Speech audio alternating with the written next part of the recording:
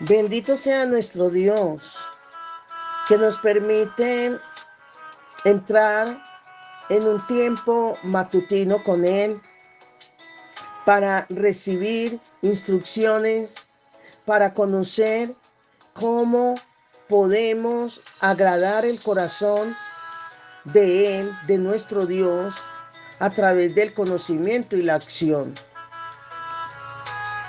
Hablaremos sobre la oración de David, de otros apóstoles,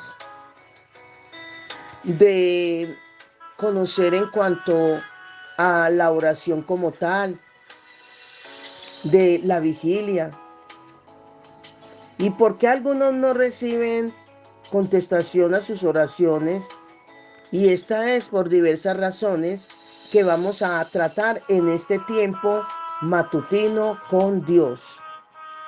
El salmista David oraba diciendo: vivifícame según tu palabra.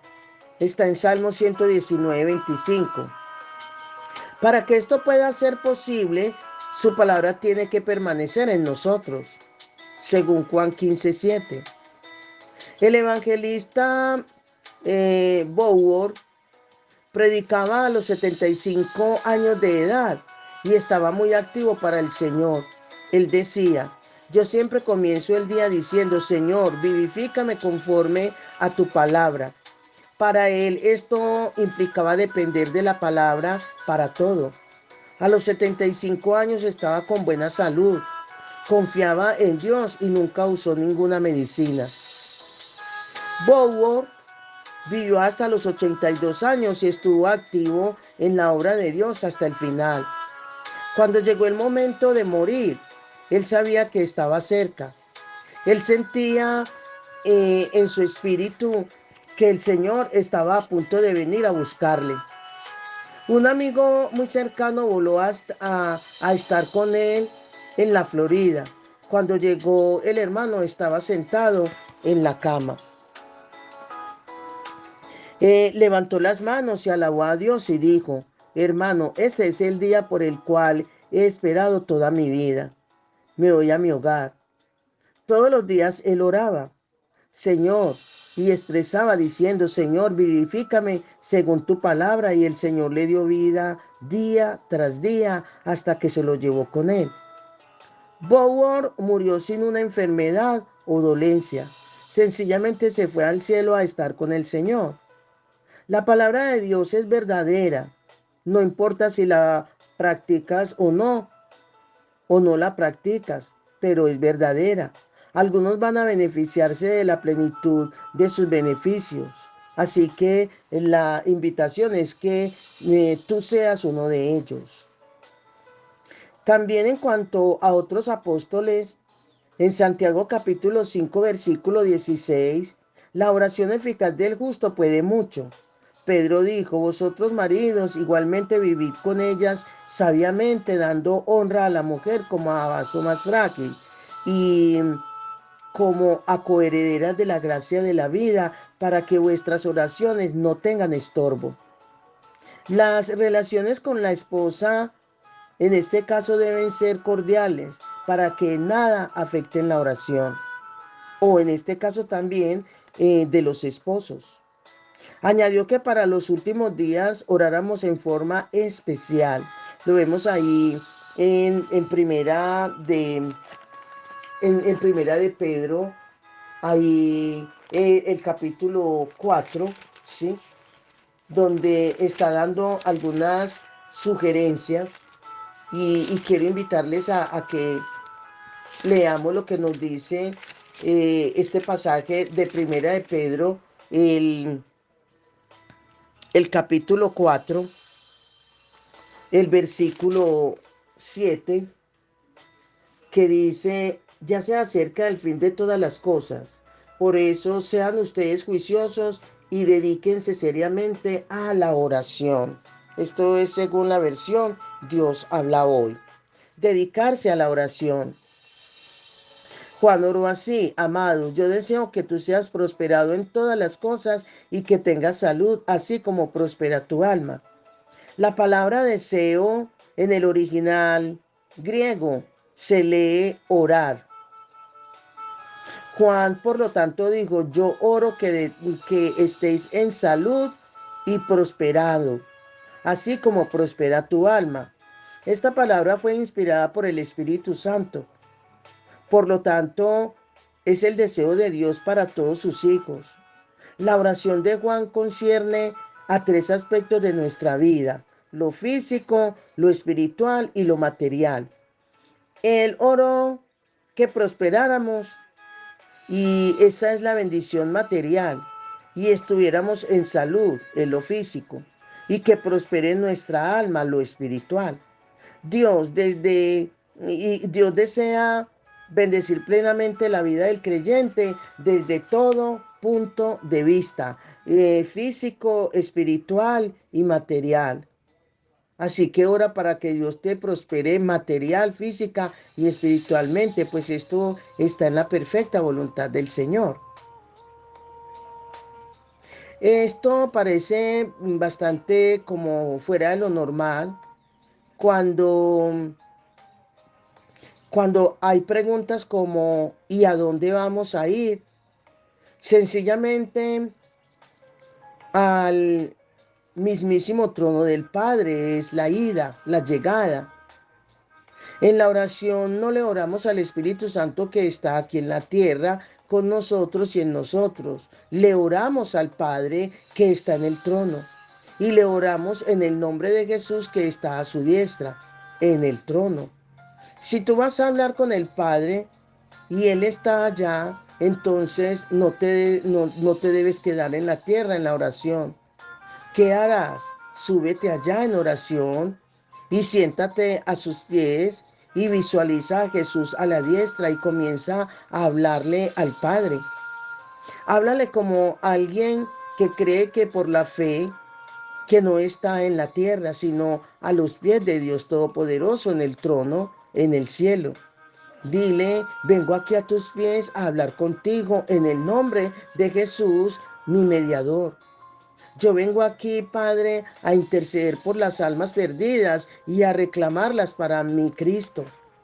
No cedas de ninguna manera a la idea de que estás en la tierra. No. Por eso aquí es de decirte, no te quedes en la tierra al orar. No. En el Espíritu debemos de ir a la presencia del Padre. Hazlo así y los periodos de oración se volverán periodos de profunda comunión con el Padre y de victorias espirituales indecibles. Allá a sus pies, gime, ora en lenguas, adórale y pídele con confianza que todo lo que pidas al Padre en su nombre lo recibirás. Cuando los periodos de oración se transportan arriba, somos edificados en forma profunda y su paz y su descanso se hace una gloriosa realidad en nuestra vida. Te lo hago saber por experiencia personal de cómo el Espíritu Santo es el que nos lleva a la presencia del Padre. No te quedes en la tierra en la oración. Sube hasta el trono de gracia y gózate en el Señor como nunca lo habías hecho. Comenzaba un periodo de oración a las 3 de la mañana y después de doblar rodilla le hablé al Señor así: Padre querido, vengo en el nombre de Jesús y me postro a tus pies aquí, ¿sí? Junto al trono para adorarte y hablar contigo. O sea, que es cuando buscamos la presencia del Padre con conocimiento bajo la guianza del Espíritu Santo. Y pude visualizar de cómo estaba a sus pies y aproveché ese momento y esa presencia a interceder por las almas perdidas. Un espíritu glorioso de gemido vino sobre mí, según lo que dice ahí Romanos 8:26. Cuando podemos orar en el espíritu y cuando oramos también con el entendimiento. ¿Qué dice Romanos 8:26? Dice, de igual manera el Espíritu nos ayuda en nuestra debilidad, porque no sabemos orar como es debido, pero el Espíritu mismo ruega a Dios por nosotros con gemidos que no pueden expresarse con palabras, con lágrimas, en lenguas, ¿sí? Gemidos en el Espíritu por las almas es la posición que debemos de tener al orar. El orar con entendimiento en nuestra mente, adorándole y clamándole por situaciones y personas que venían a mis pensamientos. Todo el tiempo podía visualizar que estaba a sus pies y bien lejos de la tierra. De pronto el Espíritu me dijo, mira el reloj, miré de reojos, pues no quería perder nada aquella gloriosa comunión. Y así pasan las 5 de la mañana, donde parecía que apenas había acabado de entrar a la presencia de Dios. Los adoradores verdaderos adoran al Padre en espíritu y en verdad, porque también el Padre tales adoradores busca que le adoren. Dios es espíritu y los que le adoran en espíritu y en verdad es necesario que adoren. Dice Juan capítulo 4, versículo 23 y 24. Así que acerquémonos pues confiadamente al trono de la gracia. ¿Para qué? Para alcanzar misericordia y hallar gracia para el oportuno socorro, según lo que dice Hebreos 4, 16. Qué interesante también es vigilar. En el Evangelio, según San Lucas 6:12, dice que la noche antes del Señor llamar a los 12 apóstoles, salió a la montaña para orar y pasó toda la noche en oración con Dios. Cuando se hizo de día, llamó a sus discípulos y de entre ellos escogió a 12. Había un problema importante. Una decisión clave para el ministerio tenía que ser hecha. ¿Qué hizo Jesús? Permaneció una noche entera en oración. Vigiló toda la noche hablando con Dios y buscando la perfecta dirección del Padre. Vigilar es una actividad de gran importancia y de gran bendición espiritual en la vida del cristiano. Nos referimos a una vigilia de oración. La única actividad es orar sin cesar hasta alcanzar la bendición de Dios. El apóstol Pablo lo hacía. En 2 Corintios 6, del 5 al 6, dice que su vida fue una de luchas y pruebas, pero también de vigilias y ayunos y en el Espíritu Santo. Esto le dio la victoria en las pruebas y la benignidad y la paciencia para soportar todo y dar un testimonio glorioso de cristiano. En Génesis capítulo 32, el versículo 22, la Biblia nos relata que cuando Jacob, lleno de temor, supo que su hermano Esaú venía hacia él con 400 hombres, se apartó solo con Dios y luchó toda la noche con el ángel de Jehová hasta que conquistó la bendición. Al rayar el alba obtuvo la bendición de Dios.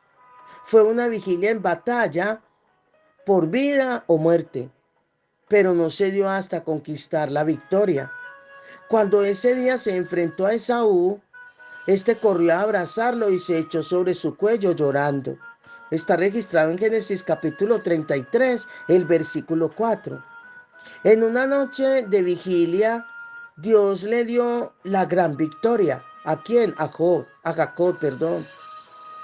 En una ocasión fui a predicar y a dar la palabra a una cárcel de varones, donde de allí Dios permitió la restauración, especialmente de un preso que le habían dado una condena de muchísimos años, pero debido a su entrega a Jesús, donde con interés y empeño lo aceptó en su vida, le redujeron milagrosamente el tiempo de condenación y se convirtió no solamente en un gran creyente, sino en un gran pastor, porque su corazón fue dispuesto a que Dios hiciera de él su perfecta voluntad.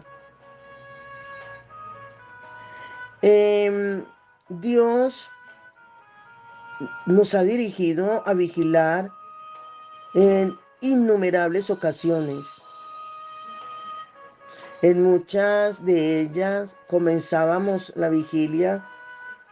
Cuando digo comenzábamos, era en la compañía y la presencia del Espíritu Santo y de ángeles que estaban siempre ahí conmigo, apoyándome y acompañándome en estas vigilias. Cuando ya después de pasar la mayor parte del tiempo arrodillada, me levantaba a eso de las 6 de la mañana, cuando ya había amanecido, pero con grandes victorias espirituales, donde ahí el Señor me rebosaba en género de lenguas, visiones, palabras dadas de lo alto a mi corazón. Y de esa manera el Señor permitió y me dio el privilegio de subir a niveles espirituales. Aparte de las vigilias, el Señor siempre me motivaba en las madrugadas, y aún lo sigue haciendo, para orar constantemente. En el Evangelio, según San Marcos 1:35, dice: en la madrugada, siendo aún muy de noche, se levantó, salió y fue a un lugar desierto y se puso allá a orar. ¿Quién? Jesús. Su vida de oración era algo notorio que luego fue imitado por sus discípulos, que vivieron como él vivió. Cristo dijo que sus creyentes harían sus obras y aún mayores, en San Juan 14:12.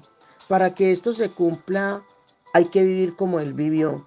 Si vivimos como Él vivió, haremos las obras que Él hizo. Oremos pues como Él oró y seremos semejantes a Él. Algunos no reciben contestación a sus oraciones, y esto es por diversas razones. Por decir, primero, pecados sin confesar pueden ser la causa por la cual Dios no les contesta. No nos referimos a pecadores, sino a cristianos.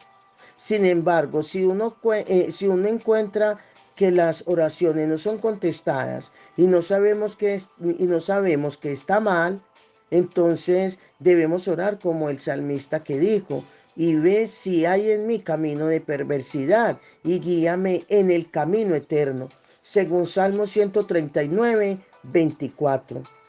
Puede ser que sea necesario hacer alguna restitución. Es bíblico hacer restitución. Cuando Cristo visitó a Zaqueo, este dijo que daría la mitad de sus bienes a los pobres, y que a los que había defraudado le restauraría el cuadruplicado, según Lucas 19:8. Jesús le dijo que en ese día la salvación había entrado a su casa. Segunda razón por la cual las oraciones no son contestadas puede ser por los ídolos. Dios no contesta la oración de las personas que retienen ídolos en sus corazones. Hay que poner a Cristo primero que ninguna otra cosa en nuestra vida. Cualquier cosa que se pone primero a Dios en nuestro corazón, eso es un ídolo. Porque hay personas que aman más el dinero, su popularidad, su hogar o su familia que a Dios. Esos son ídolos para él. El Señor le dijo a Ezequiel: hijo de hombre, estos hombres han puesto sus ídolos en su corazón y han establecido el tropiezo de su maldad delante de su rostro. ¿Acaso he de ser yo en modo alguno consultado por ellos? Tercero, hay otras cosas que pueden impedir la contestación a las oraciones. No proveer adecuadamente a su familia puede ser un pecado, según primera de Timoteo 5:8, que dice: porque si alguno no provee para los suyos, y mayormente para los de su casa, ha negado la fe y es peor que un incrédulo. La conducta desagradable de algunos en el hogar impiden que sus oraciones lleguen a Dios, según primera de Pedro 3:7. Permitan a Dios que busque mediante el Espíritu Santo, pueda buscar en tu corazón y ponga su dedo en algún pecado sin confesar. Si quieres tus oraciones contestadas y milagros en tu vida, entonces confiesa y apártate de aquello que puede estar impidiendo una relación entre Dios y tú. Amén. Bendiciones, bendiciones.